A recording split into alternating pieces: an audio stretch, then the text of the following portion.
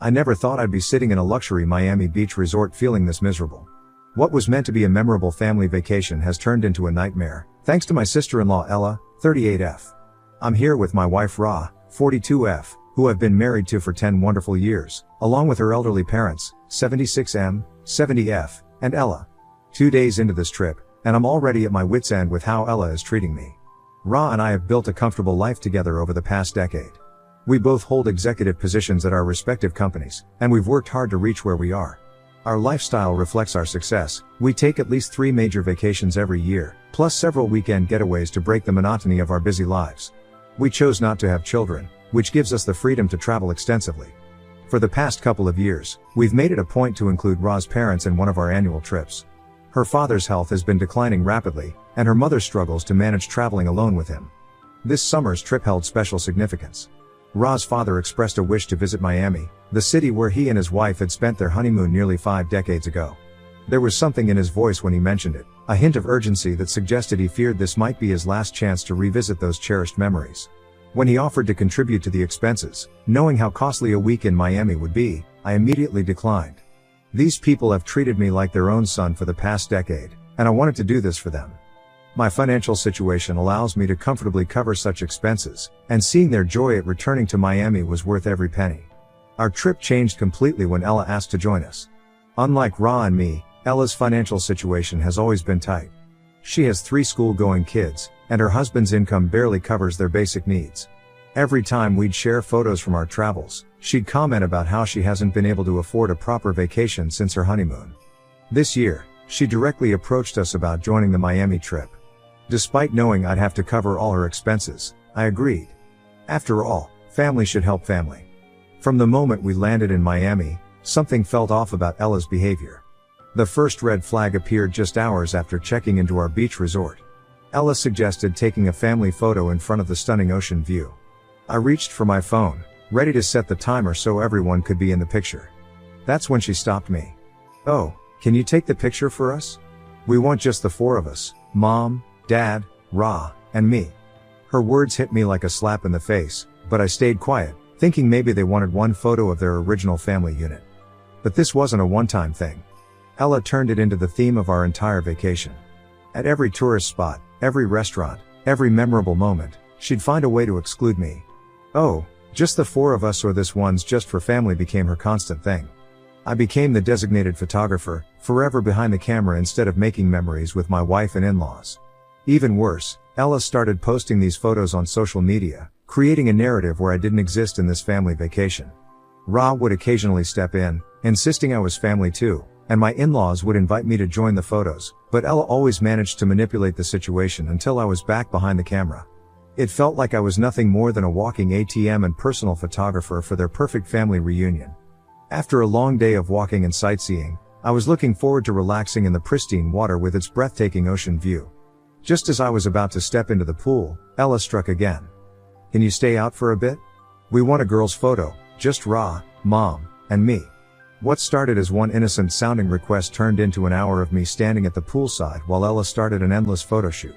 First it was the women, then a siblings photo, then another original family shot. Each time I tried to join them, she'd find another combination that conveniently excluded me. I couldn't help but wonder why she'd even bothered coming on this trip if my presence was such an inconvenience. The boat ride incident the next day was even more blatant. We arrived at the sightseeing spot where they offered serene boat rides along the coast. The boats were designed with 2 rows of 2 seats each, perfect for families of 4, but we were 5. Before anyone could suggest a fair rotation system, Ella jumped in with her plan. She arranged for Ra's parents to sit together in 1 row, while she claimed the spot next to Ra in the 2nd row, insisting this setup would be perfect for family photos. I ended up alone in the next boat, sandwiched between complete strangers. They also bought a souvenir photo of their family boat ride. The photo now sits in Ella's social media feed.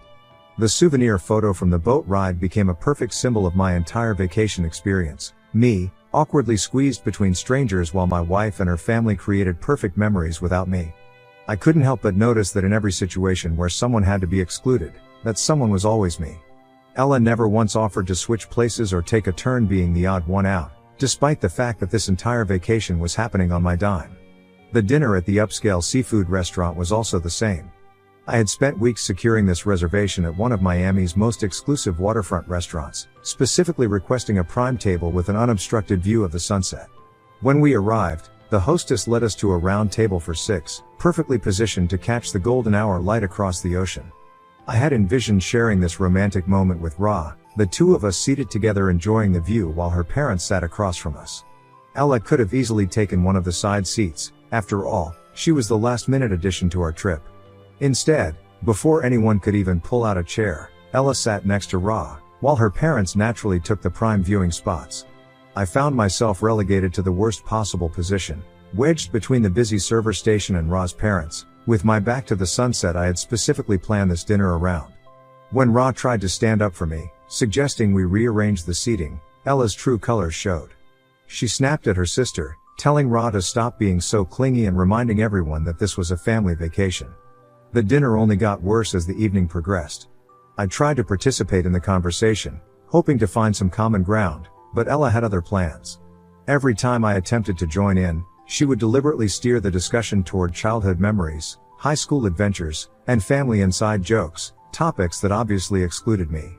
Even when Ra and her parents tried to include me by explaining the context or connecting stories to current events, Ella would immediately interrupt and redirect the conversation. She created an impenetrable wall of shared history that left me feeling like an outsider looking in at my own dinner table. By the time dessert arrived, I had given up trying to participate. The final insult came during our planned spa day. I had meticulously arranged private suites at the resort's luxury spa, one for Ra and me, another for her parents, and a solo room for Ella. When my father-in-law wasn't feeling well and decided to stay back at the beach, I thought the 4 of us could still enjoy the spa treatments together. But Ella saw another opportunity to exclude me. With a smile, she suggested I should keep her father company instead, insisting they needed a girls' day at the spa. The manipulation was obvious. She was once again pushing me out of an activity I had planned and paid for, using my father-in-law's condition as leverage to make me look selfish if I protested. Surprisingly, the day turned out better than expected, though not in the way I had planned. Sitting with my father-in-law on the beach, we had one of our most genuine conversations ever. He shared stories about his life, offered wisdom from his years of experience, and we connected in a way we never had before. I wanted to tell him about how his younger daughter was treating me, to let out all the frustration that had been building up throughout the trip. But looking at him enjoying the ocean breeze, sharing his memories with such contentment, I couldn't bring myself to burden him with family drama. I had tried discussing this with Rob privately one night in our hotel room. While she acknowledged my hurt feelings, her response left me even more confused. She suggested that perhaps Ella's behavior wasn't intentional, explaining how their childhood had been marked by their father's frequent military deployments. They rarely had proper family vacations together, and now, with their father's health declining, Ella might be desperately trying to recreate those missing family moments. Ra's explanation made me question myself. Was I being overly sensitive? Was it wrong of me to expect inclusion just because I was funding the trip? The fact that I was even questioning my right to feel hurt made me realize how deeply Ella's behavior had affected my confidence. Update 1. After sharing my struggles online, the flood of supportive responses helped validate what I had been feeling all along. People pointed out how Ella's pattern of exclusion was too consistent to be accidental, how her actions showed clear intent rather than innocent oversight. Their perspectives helped me see that this wasn't about being entitled to inclusion because I paid, it was about basic respect and recognition as a family member. While my wife tried to rationalize her sister's behavior through the lens of their childhood experiences, the reality was simpler. What Ella was doing wasn't right, regardless of her motivations. By the final days of our Miami trip, the constant exclusion and disrespect had reached a boiling point. The morning before our departure, I finally reached my breaking point. I found a moment alone with Ra in our hotel room and confronted her about her passive stance throughout the trip. But her response was still focused on keeping the peace. She acknowledged seeing Ella's behavior but insisted that confrontation would only create drama that could spoil what might be one of their father's last family trips. Her words made logical sense, but they felt like another betrayal. Once again, my feelings were being sacrificed for the sake of family harmony. In that moment, something shifted inside me. While I nodded along with Ra's plea to let things go, my mind was already formulating a plan. Ella had spent the entire vacation treating me like an unwanted outsider while happily enjoying the luxury accommodations and amenities I was providing. She seemed to have forgotten that this entire trip, every meal, every activity, every spa treatment she had indulged in, was happening on my dime. If she wanted to pretend I wasn't part of the family, then perhaps it was time to show her exactly what that meant. On our final morning in Miami, I set my plan in motion. I casually suggested to Ra that she should take her parents to the airport ahead of us, claiming Ella and I would follow later. Ra saw right through my intentions immediately. "I know what you're trying to do," she said quietly. "Sure you know," I replied, "and now you can remain neutral as you had been for the whole trip." Her slight nod was all the acknowledgement I needed. After a week of watching her sister systematically exclude me from every family moment, Ra seemed willing to let karma take its course. Once they left, I approached the front desk with my carefully considered strategy. The hotel's billing system worked in my favor. While the room rates had been prepaid, all additional charges accumulated during the stay were settled at checkout. This included every room service order, every spa treatment, every cocktail by the pool that Ella had freely enjoyed, assuming I would cover it all. I requested the manager separate the bills by suite, spinning a story about tax purposes. The manager didn't even blink at the request. It was a standard enough procedure.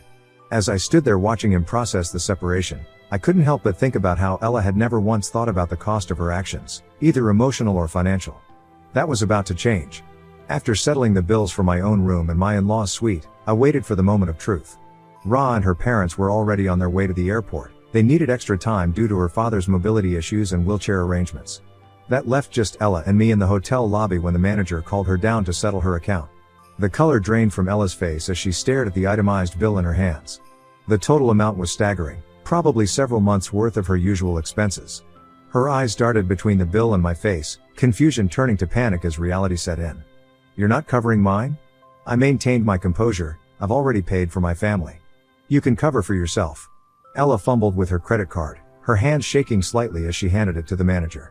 The declined transaction message only confirmed what I already suspected. She'd spent the entire week living far beyond her means, secure in her assumption that I would foot the bill. The manager swiped her card again, but the result was the same. Her credit limit wasn't even close to covering half of what she owed. All those girls-only spa days and exclusive dinners had finally caught up with her, and this time, her designated ATM wasn't coming to the rescue. The next 30 minutes in that hotel lobby were pure theater. Ella paced back and forth, as she tried to figure out how to handle this unexpected crisis. Every few minutes, she'd throw desperate glances my way, clearly hoping I'd cave and offer to pay. But I kept my position on the lobby's plush couch, outwardly calm while savoring every second of her predicament. I knew I could end her ordeal with a simple swipe of my card, and I would have, if she'd simply apologized for her behavior during the trip. But Ella's pride wouldn't let her take that step. Instead, she wanted me to volunteer to help, as if she was entitled to my money even after a week of treating me like an unwanted intruder. Finally, she made the call she'd been avoiding. I could hear her husband's voice rising through the phone as she explained the situation. The bill she'd racked up amounted to nearly his entire monthly salary, with him demanding to know how she could spend so recklessly. After what felt like an eternity of awkward negotiations and probably some desperate promises on her part, the money was finally wired to cover the bill. During the cab ride to the airport, Ella sat in silence, probably still processing how her husband would react when she got home. What she didn't know was that her troubles were far from over. As we arrived at the airport, already cutting it close to departure time, she discovered I hadn't completed her flight check-in. While I breezed through priority check-in, she was left standing in the regular line, juggling her luggage and growing increasingly agitated as she watched the minutes tick by. The final blow came at the gate when I had quietly arranged business class upgrades for myself, Ra, and her parents, a nice surprise to end their trip comfortably. Ella, however, remained in her original economy seat. The look on her face as she trudged past our spacious business class seats told the whole story. She didn't say a word, but her clenched jaw and rigid posture spoke volumes. For the entire flight, she sat stewing in economy while we enjoyed premium service up front. The moment we landed, Ella's composure finally cracked. She practically ran to her parents at baggage claim, tears streaming down her face as she launched into her version of events. According to her dramatic retelling, I had cruelly abandoned her at the hotel, subjected her to public humiliation, and deliberately excluded her from the flight upgrades. She conveniently left out the part about her week-long campaign to exclude me from every family moment. Her father, already tired from the journey, became visibly distressed as she continued her performance. Even in this moment, she showed no concern for his health, too focused on painting herself as the victim of my supposed cruelty. I maintained my composure through Ella's display, waiting for the right moment to present my side. When I finally spoke, I explained how she had systematically excluded me from every family moment during a vacation I had funded. Each family-only photo, every manipulated seating arrangement, all the deliberately exclusive conversations, I laid them out one by one. The simple logic was clear. If she didn't consider me family enough to include in the memories, why should she expect me to cover her expenses as family? Her performance came to an abrupt halt when her mother intervened. After a week of watching her daughter's behavior, Ra's mom had reached her limit. "Ella, enough," she said firmly. "We don't want to get involved. We noticed you cornering him the whole time. We pitched him to include him, but you had your own plans to sideline him. Now deal with it." But instead of accepting responsibility, Ella lashed out more viciously. Her true colors emerged as she accused me of using money to control the family. Then she turned to Ra. "You partnered with your husband to humiliate your sister, your own blood," she spat. "You'll see what this man is going to do to you. He's going to sleep with another woman right under your nose, and you won't be able to do anything. You're blindsided by his money." The baseless accusation sparked a fierce response from Ra, turning the baggage claim area into a scene from a family drama. The situation might have escalated further if not for Ra's father. Throughout the trip, he had maintained a dignified silence, observing everything but saying little. "Ella, your brother-in-law has done enough for you. If you can't appreciate it, better keep your mouth shut." The simple statement effectively ended Ella's tirade, though the damage to family relationships was already done. After my father-in-law's final words, a heavy silence fell over the airport terminal. His request to leave immediately was filled with quiet authority, and I quickly helped him to the car. We drove away, leaving Ella standing there alone, her pride preventing her from asking for a ride despite being 70 miles from home. She hadn't brought her own car to the airport, having arrived with us, and I knew the taxi fare would be astronomical. But after a week of her deliberate exclusion, I couldn't find it in myself to care. The drive to my in-laws' house was peaceful. When we arrived, both of them expressed genuine gratitude for the vacation. My father-in-law's hug lasted longer than usual, communicating more than words ever could. That hug validated everything. Ra and I returned home and initially avoided discussing what had happened, falling back into our normal routines. The topic remained untouched until a few days later when Ra finally broke the silence. She shared that Ella was facing serious financial consequences. Her husband, furious about having to bail her out, was demanding full repayment. He refused to save her pompous butt, as he put it, leaving Ella struggling to manage both the repayment and her regular credit card bills. While Ra supported my actions, she gently suggested I might have gone too far. But even as she said it, she acknowledged that her sister had needed this wake-up call. Ella had spent years taking advantage of others' generosity while treating them with contempt. The fact that she was finally facing consequences for her actions felt like long overdue justice. When Ra asked if I regretted my decisions, I could honestly say no. Sometimes the most effective lessons come with the highest price tags, and Ella had chosen her own tuition rate through her behavior. Update on Thanksgiving. After sharing my story online, I received mixed reactions. Some people suggested I was too harsh, that I should have just absorbed the cost to keep the peace. They wanted me to be a doormat, to quietly accept being treated like an outsider while still funding everyone's luxury vacation. But I know my worth, and I refuse to be used that way. I never expected Ella to grovel or become my servant. All I wanted was basic respect and inclusion in the family activities. Even after everything, I would have covered her expenses if she had simply acknowledged her behavior and apologized. But her pride was more important to her than making things right. The truth is, Ella and I were never close. Our relationship consisted entirely of polite greetings at family gatherings when she would visit Ra. We had no real connection or meaningful conversations over the years. Still, when she asked to join the vacation, I agreed to fund her trip without hesitation, simply because she was family. That generosity should have earned at least a basic level of respect, but instead, it seemed to fuel her determination to exclude me even more. Ella's husband was still seething about having to empty his savings to cover her extravagant spending. The bill she had racked up nearly equaled his monthly salary. No working person would be happy to see their hard-earned money vanish because their spouse spent a week playing princess on someone else's supposed dime. But instead of accepting responsibility for her actions, Ella did what she does best. She spun a narrative painting herself as the victim and me as the villain who had deliberately humiliated her. But during Thanksgiving preparations, my mother-in-law had been planning an extra special celebration, knowing it might be one of the last holidays with my father-in-law given his declining health. But Ella's husband threw a wrench in the plans by refusing to attend. His reason? He couldn't bear to sit at the same table as someone who would humiliate a financially weaker person. That's when my mother-in-law finally had enough. She sat him down and revealed the full story of Ella's behavior during the Miami trip. "Look at the vacation photos," she told him. "Really look at them." The evidence was right there in Ella's own social media posts, photo after photo where I had been deliberately excluded, pushed behind the camera, or made to sit apart. The visual record of my systematic exclusion was impossible to deny. My mother-in-law explained how she and my father-in-law had repeatedly tried to include me, only to watch Ella create new ways to push me aside. What made this especially painful was that I had always respected Ella's husband. We weren't close friends, but our interactions at Thanksgiving and other holidays had always been pleasant and respectful. I had never looked down on him for his financial situation. Such thoughts had never even crossed my mind. We were just two men who had married into the same family, trying our best to support our wives and contribute what we could. The fact that Ella had manipulated him into seeing me as some kind of classist villain showed just how far she would go to avoid taking responsibility for her actions. Despite my reservations about attending Thanksgiving dinner after everything that had happened, I went for my father-in-law's sake. Ella and her husband's absence was explained away with a convenient story about visiting his parents. It wasn't until after he retired for the evening that the real story emerged, and it was far uglier than I had imagined. The Miami incident had apparently been the catalyst for a major fight in Ella's marriage. Rather than learning humility from the experience, she had turned her humiliation into ammunition against her husband, constantly degrading him for his income level. She began demanding that he take on a second job on top of his full-time position, despite the fact that she herself only worked part-time, a mere 20 hours a week. When he agreed to look for additional work, it came with the reasonable condition that he would need to step back from household duties and childcare. This compromise sent Ella into a fury. My mother-in-law shared how Ella's husband had broken down while telling her everything.